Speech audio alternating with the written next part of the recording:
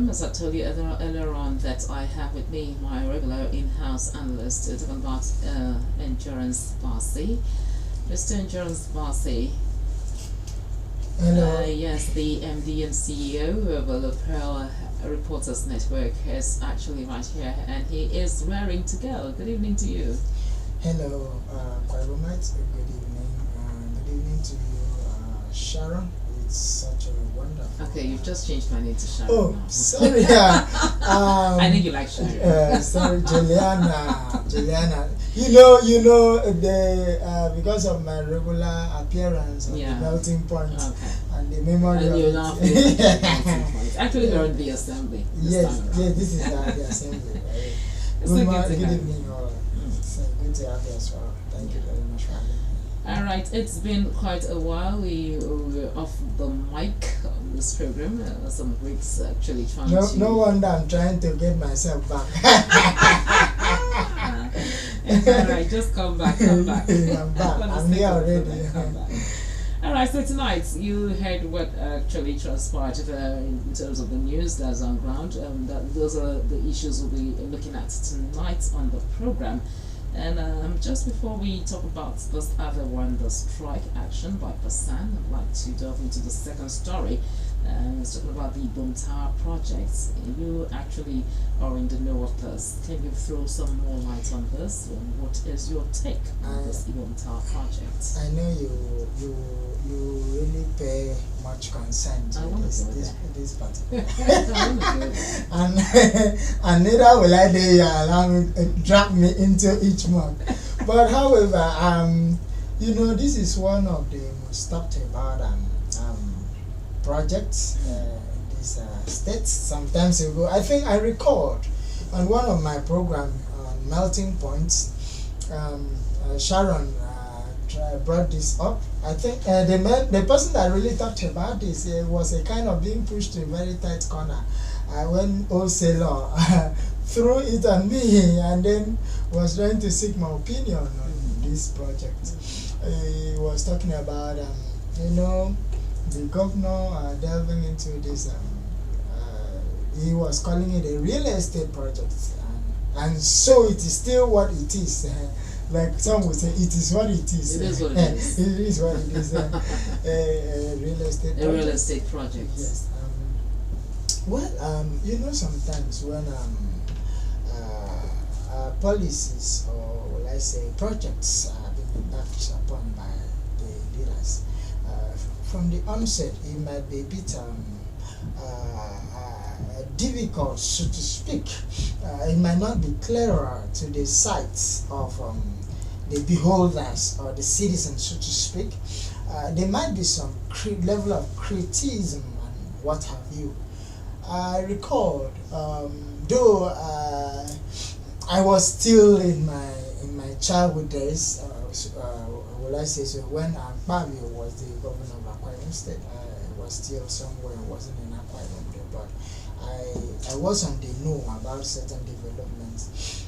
When the issue of constructing the Ibom, currently the Akwa Ibom International Stadium, was conceived, I learned there were a lot of criticism about the project, the importance of it, of what benefits the project could be for Akwa Ibomites. But today, it has become the talk of the town. Not just of the town, the nation, not just the nation, Africa, West Africa. Imagine most of the West African countries are playing their national tournament and national football matches here in Akwa Ibom State. So you see, Akwa Ibom now has reached that limelight. It's been put on the global map. Yes, put in the global map, so to speak. Because of that. Because of the stadium. So how is this? How is this other 18-story 18-story Ibom Towers? You know, how is it gonna help us? How is it gonna help the common man on the streets? First and foremost, you know, a viable economy or a viable nation is that nation that knows what investments is all about. It's not just about the available ones, squandering it and not saving for tomorrow.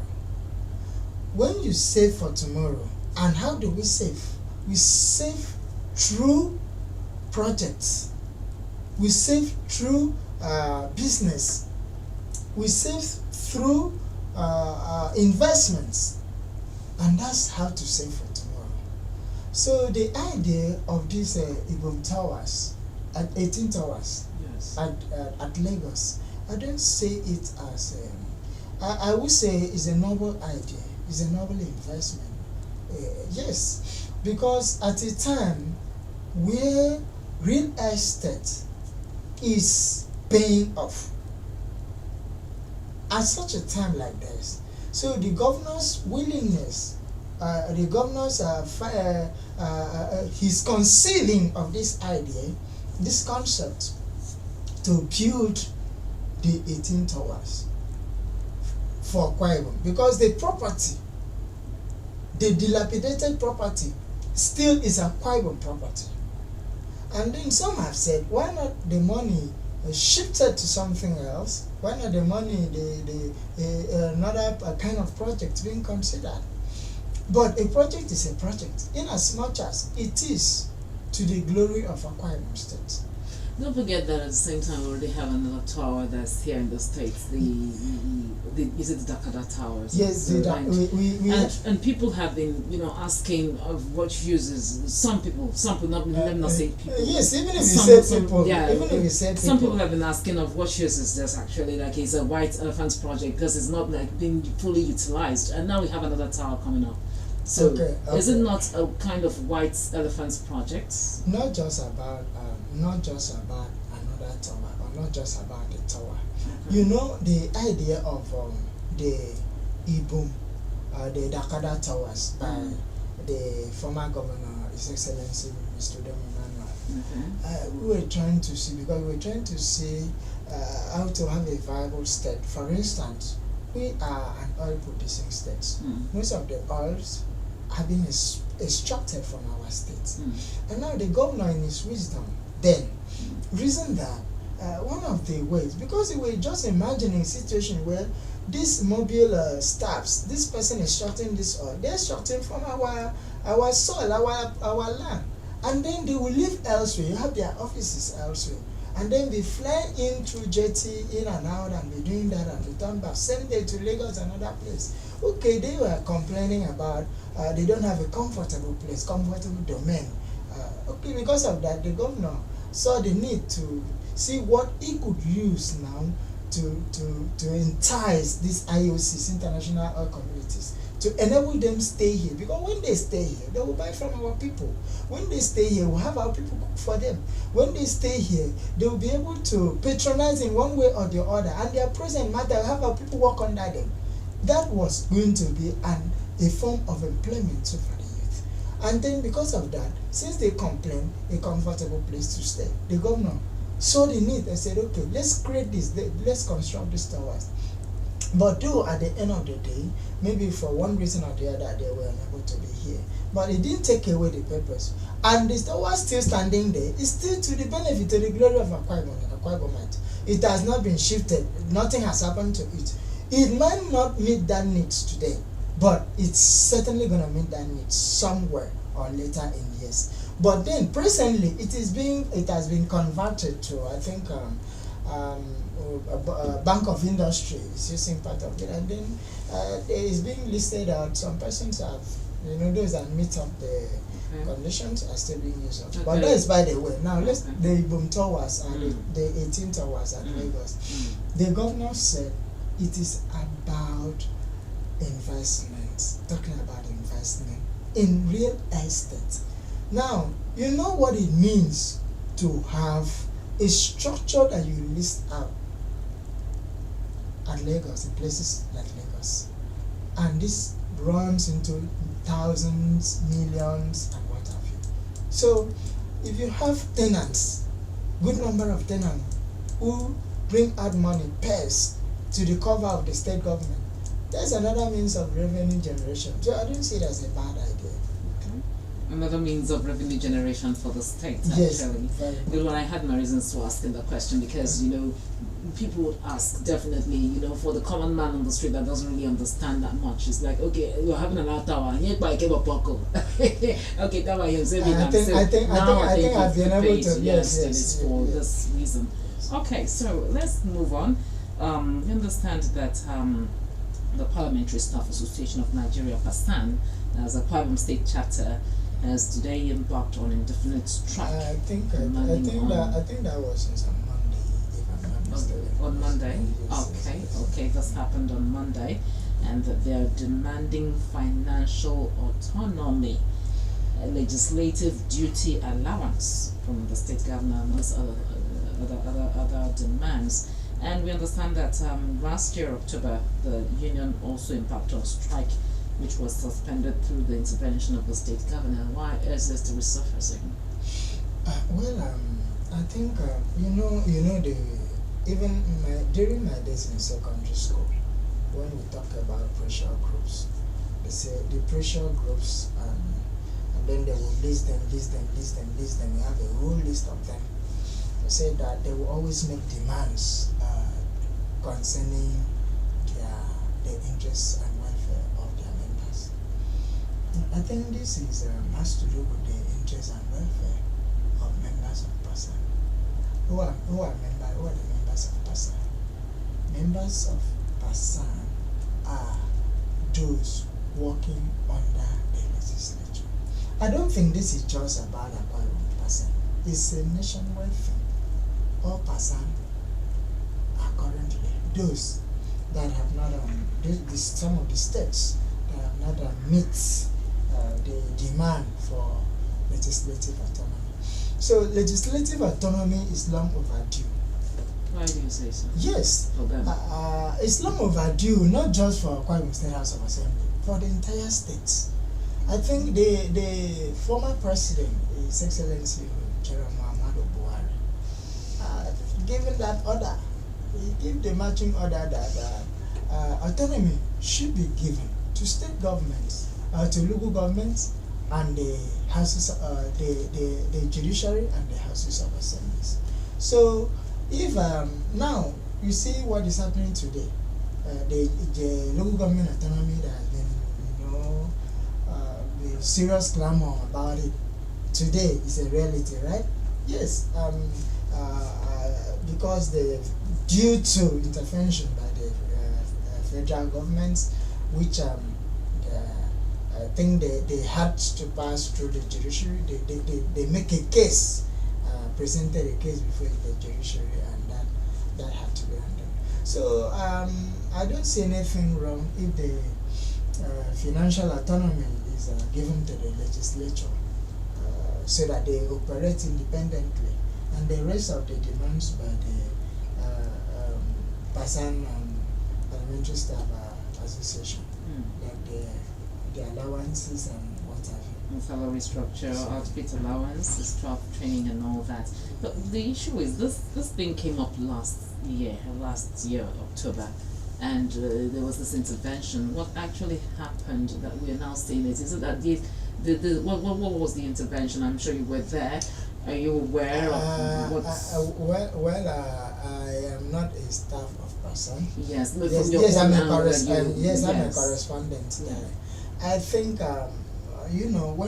when we talk about like I said earlier, this is not the fault. It's not about the governor of Akwa Ibom State.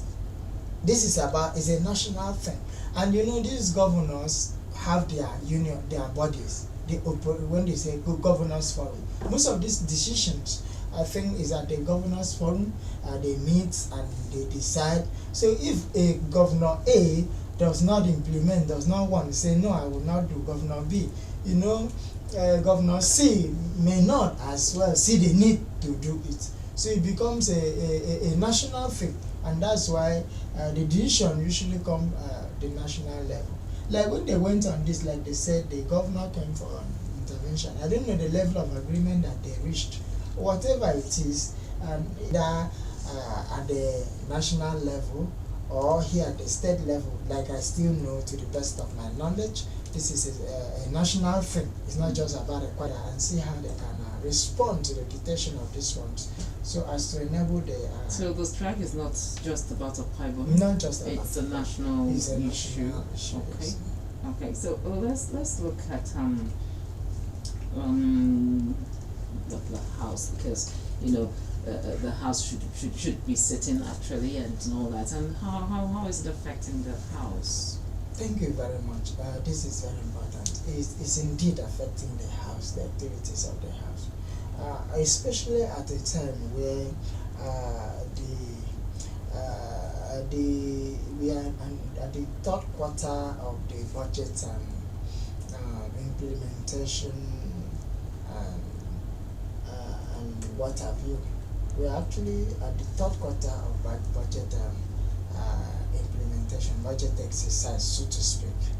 But and then the last plenary was supposed to come up. I think that was on Tuesday. Yes, the plenary was last adjourned to 20. I will try to respond to the demands of these personal staffs, so that normalcy can return and work. We pray and hope that will be possible. All right. If you've just tuned in, this is the Assembly. We will bring you up to speed on the activities of the lawmakers in the Kwara State House of Assembly. And I have with me in the studio Endurance Parsi, a legislative analyst. He is a correspondent actually of the Kwara State House of Assembly, and the MD and CEO of the Lopel Reporters Network.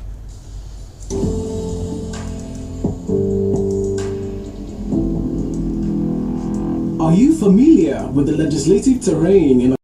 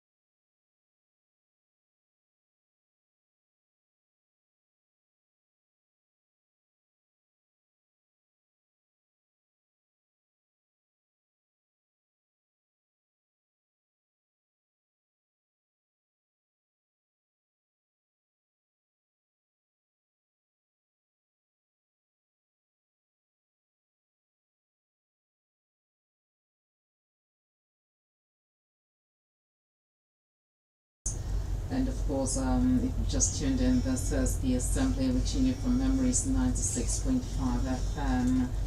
Alright, we want to take a look at another issue that's transpired way back, and that is we're talking about the 8th of October. The 8th of October earlier this month, and the Kwara State House of Assembly actually passed the Local Government Administrative Amendments Bill. So we'll be looking at that. We'll be discussing issues around this, seeing how it gets to affect you and I. Alright, a quick one. Let's look at what's actually transpired. The Kwara State House of Assembly had passed a bill to amend some sections of the Local Government Administration Law in a bid to ensure effective management of the local government system. Now presenting a bill on Tuesday to amend the existing Local Government Administration Law, member representing Edmego Ika State Constituency, Right Honourable Mfonidong, informed the House that the amendment was based on the creation of extra wards by the Apartment State Independent Electoral Commission, AKSEC, from 329 to 368. Right Honourable Lidong, who is the Chairman, House Committee on Local Government and Chieftains Affairs, noted that the amendments that affected sections 49 and 52 would create room for harmony, carry along all political wards, and also ensure the reign of peace in the administration of the local government system. For section 49, the amendment read, subject to approval by the Legislative Council, the chairman shall appoint from outside the Legislative Council such number of advisors, one of whom shall be a legal practitioner in charge of legal matters, shall not exceed 5. Speaking in support of the amendment, the member representing Mbainan, Honourable Anyefyo Imoita, and the member representing Mbo, Right Honourable Effiong Johnson, noted that the amendments, when passed, will increase appointments as well as ensure harmony and smooth running of the local government administration. The House was later dissolved into the Committee of the Whole, where the Speaker, Right Honourable Elder Udemotong, served as the Chairman to consider and adopt the amendments. The motion to read the bill for the third time was passed. The motion to read the bill for the third time and passed was moved by the Deputy Leader, Right Honourable Otobong Bob, and was seconded by the member representing a Sedekat State constituency, Honourable Dobia Fridodo. The Speaker directed the Clerk of the Assembly, Mrs. Nsika Labaserok, to communicate the amended bill to the Executive for necessary action. Also, in a related development, the House also read for the first time a bill for a law to provide for the establishment of the Apartment State University of Education of Avansat, and to make provisions for its administration and for other purposes connected thereto, sponsored by Honourable Nsidabe Akata and 13 others. Also, a bill for a law to provide for the peaceful and orderly transfer of executive powers from one democratically elected governor to another, and other matters connected therewith, sponsored by Honourable Moses Essien of Ibionibom State Constituency and 10 others, was read the first time. The Speaker, Right Honourable Elder Odemotong, referred the 2 bills to the House Committee on Rules, Business and Ethics for rescheduling. Alright, Mr. Endurance Barcy, you heard right there the issue of the local government administration law being amended and all that transpired. I'd like to have your take on this issue. Yes, the local government amendment bill on that was on 2 sections, section 52 and 49 and 49 on the number of supervisors, advisors and legal practitioners to handle legal matters, not to exceed 5. And then I think the purpose of that amendment, because the House of Assembly under the Constitution, if you go through the exclusive list, they have the power to legislate and make laws that established. They are the one that make laws for the House that establishes the local government administration. So it is the laws of the House of Assembly that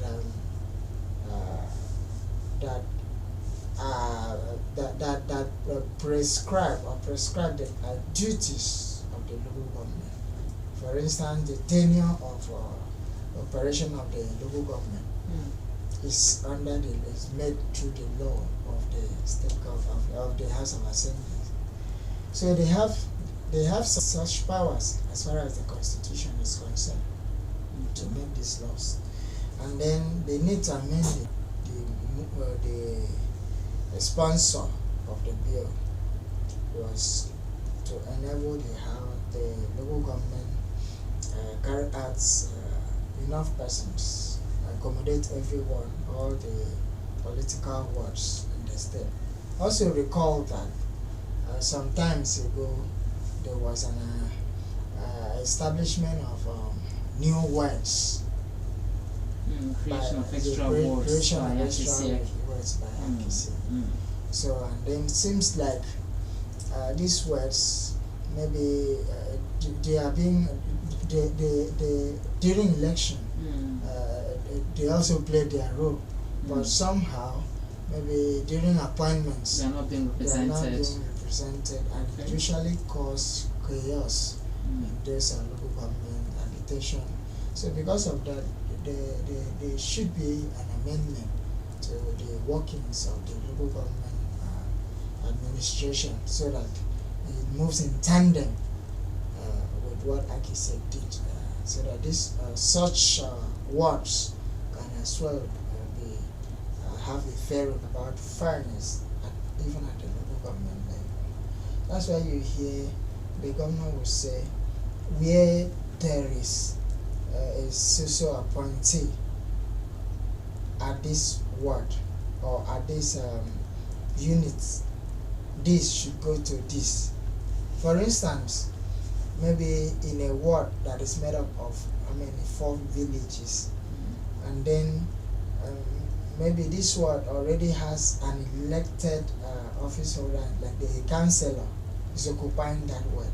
The serving councillor is occupying is from one of the villages, and then maybe there is one out of the 3 villages, the village B, village A has the sitting councillor. Village B maybe has something maybe like the ward PA to the governor is from village B. Then village C should be allowed to produce the supervisor. I think that is how the sharing formula should be, and that is where in this case. But what at the end of the day, what this bill is seeking is that every word, all the words has a representation at the council as supervisor. I don't know whether you are with me. It's all the words, but it is now left. When it gets to the word, it should be zeroed down to where it is empty, which of the village, because the governor wants each of the communities to be properly represented in governance. Things should go down, because when you have equal representation, it brings that about is why I asked the question, because that's where you get to hear pockets of fight, like it is our I time think to it's already also bring, and the governor has given his words. They should ensure that these things are properly done. Yes, and that's what's happening. The governor has given his words that these things are properly done. It's unfortunate that some of the states, some of the words could have like 6 villages, and under such situation now, we get to look at which of the village served before, which of the village served, which of the village have not had a test of face, and all of that too have been taken into consideration. And the governor is one of those. Is one person that really honors zoning. He doesn't joke with it. I really feel like asking this question because sometimes I do hear that people say the more the merrier. The more we get this, this splits and breakdowns and stuff. Do you really think it's to our own advantage? Like I don't know how to put it, because for some people would think it's better a few people are here, we can coordinate and things, but when you now begin to have more people coming into government and all that, bring in chaos and stuff like that. I get your points. You are not completely wrong though. To me, if I were to air out my opinion, I would say, I'm asking for right now. Yes. Because it's your own candid opinion. My own candid opinion. Yeah. I would say people should also think outside the box. Not just about. Because why I'm asking this, no matter how you break it down, there'll still be people pockets of complaints who are like, we are still not being represented. And so if you're fucking young, you understand, because there'll always be people having the upper hand, having the upper influence and everything, and some will still feel that like being marginalized or being cut out. The point is this. Outside not having everyone like clustering around,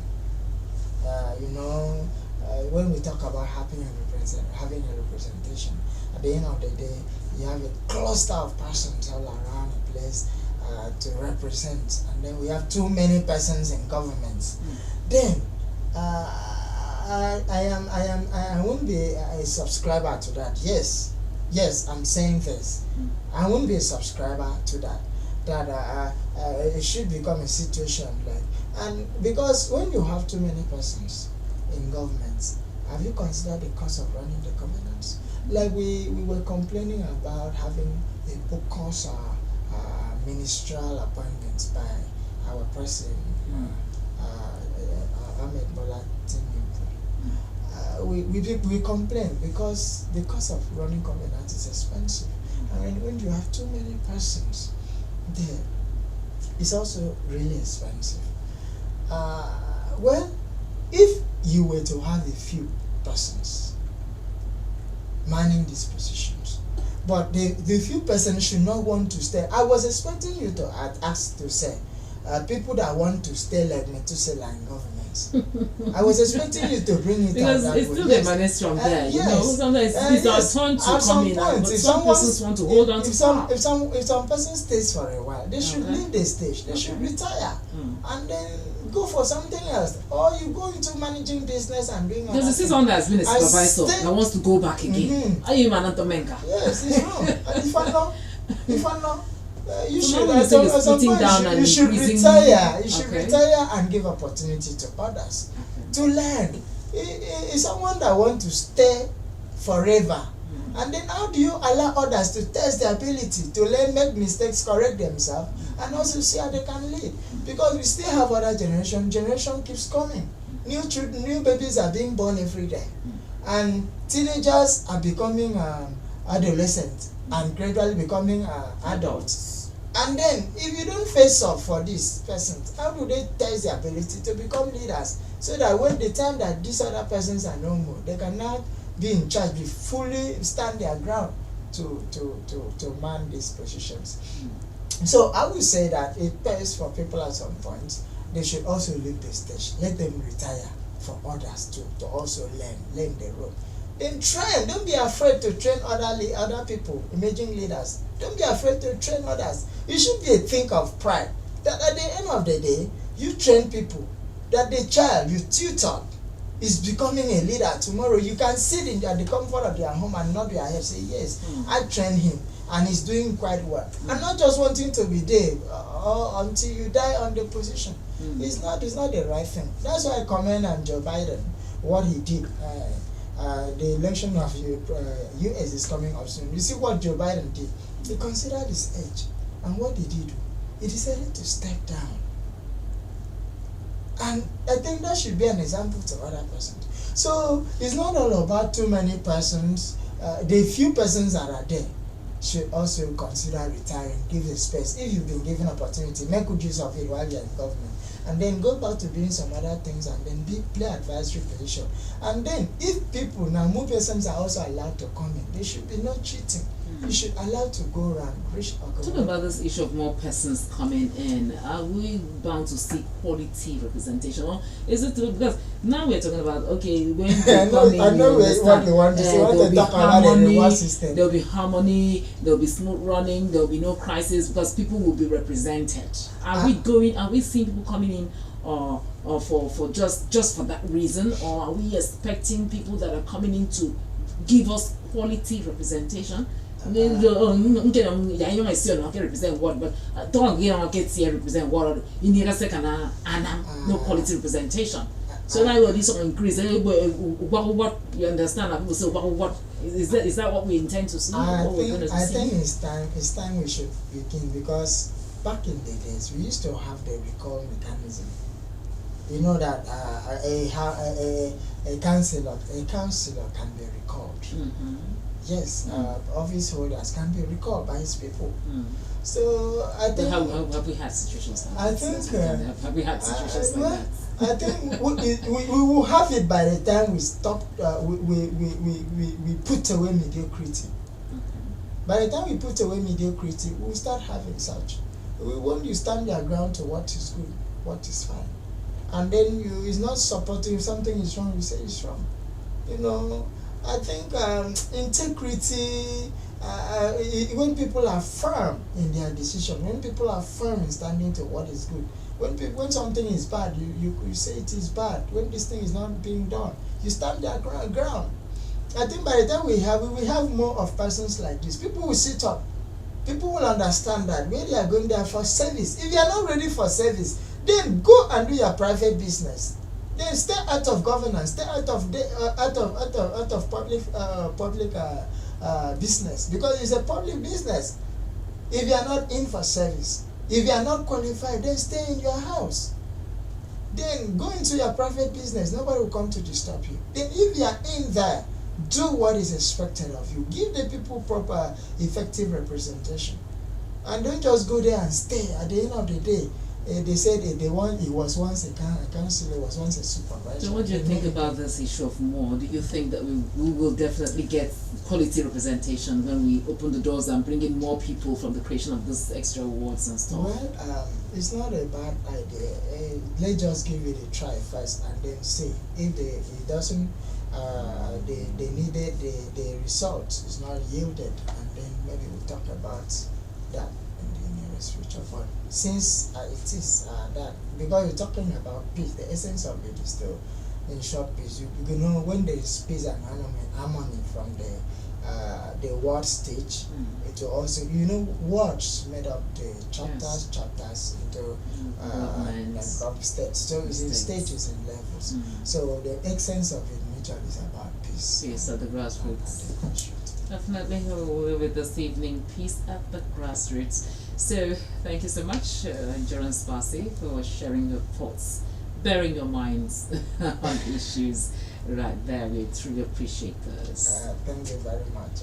It's such a nice one. It's such a nice time here, and I also want to thank our governments for giving us their audience. All right, listener, this is where we wrap it up on the Assembly here. We get to bring you up to speed on the activities of the lawmakers, what they've been doing at the 8th Assembly, the bills, the motions, the laws, everything from legislation to what have you. Yes, we get to bring you everything right here. This is where we draw the curtains until next Wednesday, when we'll come your way with another interesting edition of the program. Do take good care of yourself. My name is Juliana EKPA. Until next Wednesday, when the Assembly makes a return, do take good care of yourself. Bye-bye now.